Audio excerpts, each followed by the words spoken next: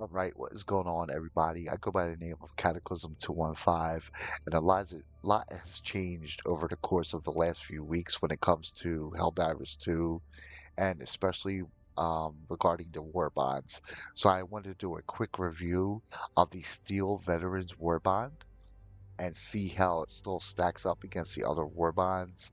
Now I am going to be dropping multiple videos over the course of the next couple of days regarding these war bonds just to give a quick review and see where it still stacks up. Now, Steel Veterans before the update last Tuesday was one of my favorite war bonds. It's did get knocked down a peg or two. And we're going to show you what guys why. Now, in the first page of the Steel Veterans War Bond, you have the Liberator Concussive.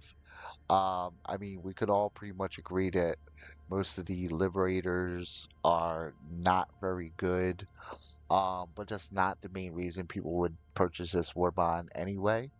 Now uh, the secondary weapon in this war bond is the P4 Senator. This is actually probably the third best secondary weapon that you can use in the entire game. It's actually really, really solid when you're fighting the automatons. It's decent against the bugs, but sometimes they can jump you, and you can get overwhelmed using this very quickly.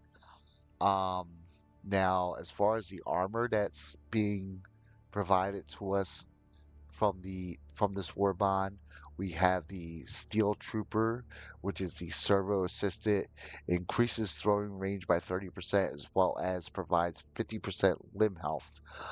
It's decent, but it still lacks especially if you're trying to compare to other armors. Most people honestly don't use it that often. And we have the Incendiary, the OG Incendiary. Now, in my opinion, the Incendiary impact is much, much better, but this does still do some damage. It's okay. I will say it's okay. Um, and then there is the Breaker Incendiary, which was the pinnacle prime super mama jamma bad mother sucker when it came to uh, primary weapons, especially on the bug side. It's been knocked down a peg. It was recently nerfed. It's still really good as long as you um, pair it with the supply pack, but it's not enough to save this war bond from getting knocked down a peg or two. It's still one of the best weapons in the game as long as you run it with the supply pack. So if you're pairing this with something like the grenade launcher or one of the machine guns, then you're absolutely fine because you're going to be using a supply pack anyway. But if not, it's not the most recommended weapon for the bugs anymore, unfortunately. And then we have the Dominator. Now, the Jar 5 Dominator is still really, really, really, really, really good against the bots. It's a little bit slow against the bugs, and yeah, I highly recommend it against the bots. But as far as the bug side, not so much because you can get jumped really quickly, and the flexible reinforcement budget is honestly one of the most useless boosters in the entire game because we have a booster that actually gives you extra reinforcements. So like why would you ever pick this? I really don't know. So yeah, that's pretty much gonna do it. Let's give these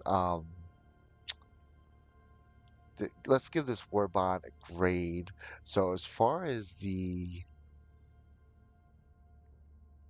bot side, I will give it a B just because the Dominator is still one of the best weapons in the game when it comes to fighting the bots as well as the Senator.